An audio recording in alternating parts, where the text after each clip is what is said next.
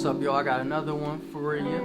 This is just a little quick, it's like, I don't know what they call it. I guess you wouldn't call it a review. I guess it's more so an overview. I'm basically just going to be talking about this camera and giving you my opinion. My first thoughts with it, it's real plasticky. At least it's a smooth, glossy plastic with some pretty sparkles in this joint. It's an HD camera, I'm assuming 1080p. You have a wide angle 29.8mm lens, which gives you a nice wide view. You get a 1.8 sensor. This is Sony's Exmor R.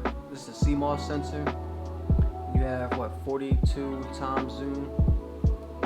I'm thinking that's probably for the I don't know, might be for both, might not just be for the pictures. So we have a 3.3 megapixel still image. Okay, that's why we're recording.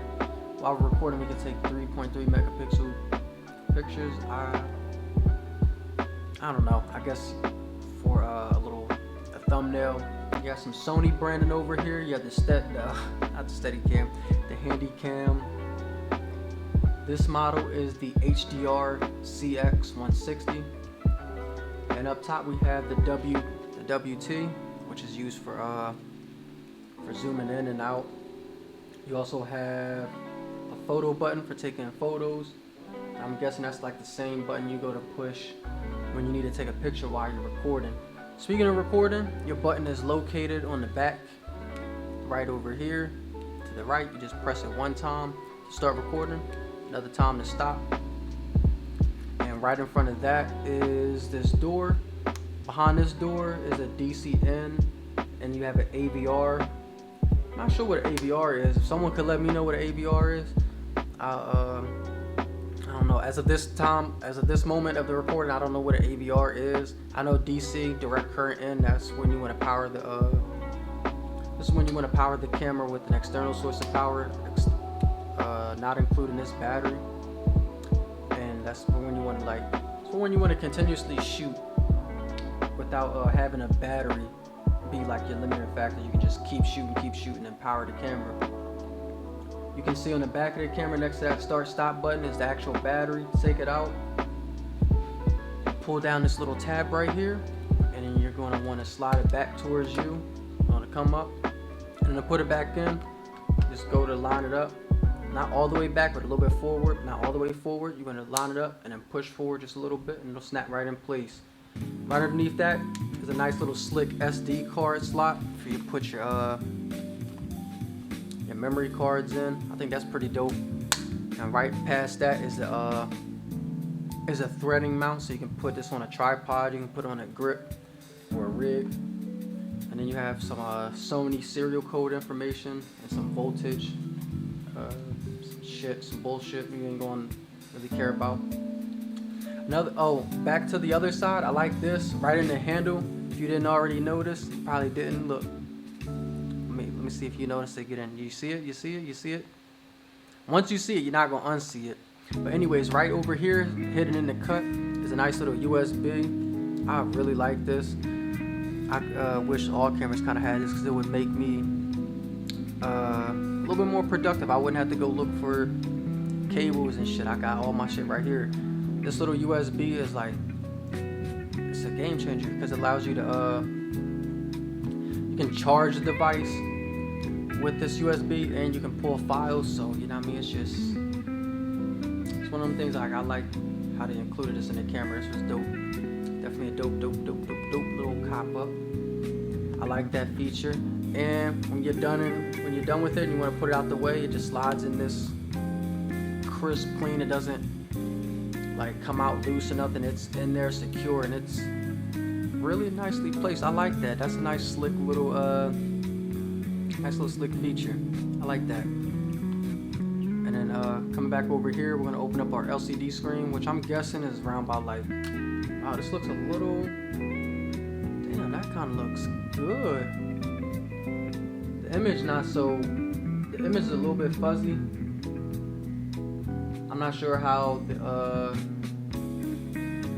video is going to come out, but I'll give you guys some video samples. We have this touch screen I hesitated on saying 3. It looks like 3.5. It might even push 4. That is a nice wide screen, which does move forward, so we can do the vlogging. Up close, it looks a lot more clear. And when you get away, it kind of looks a little bit more like home film fuzzy. But it's definitely a good picture on it. It's picking up the shadows real nice. It's picking up my skin tone, picking up the color of my hair. I like the textures that it's giving. So you can flip it out forward, and you can do vlogging. I wouldn't get this just for a vlogging camera, but like the last camera, I would just use this if this is the only thing I had and I had to do with what I had. I'm gonna give it some. Actually, go ahead and I'm gonna press the button on the screen. So we got touchscreen capabilities. It's super fast and responsive.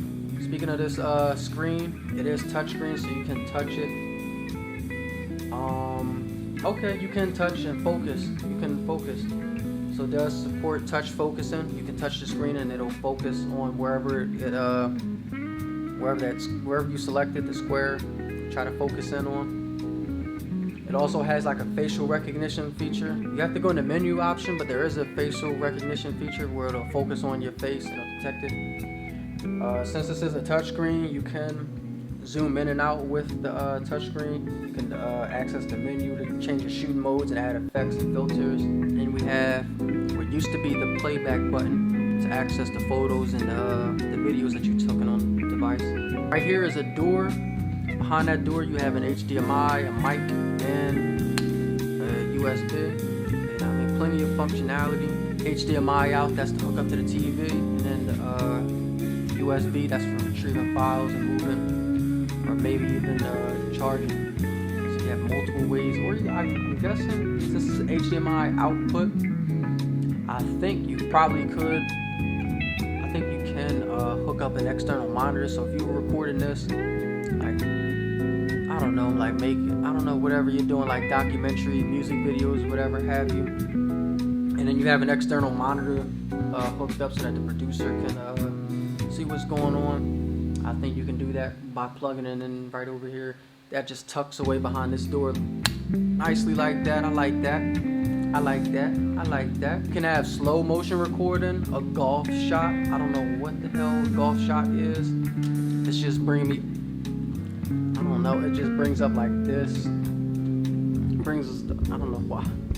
I don't know what that's supposed to be. I guess you're supposed to like be farther away and in a golfing pose, but it's a specific mode called golf mode. I don't know. I don't make this up.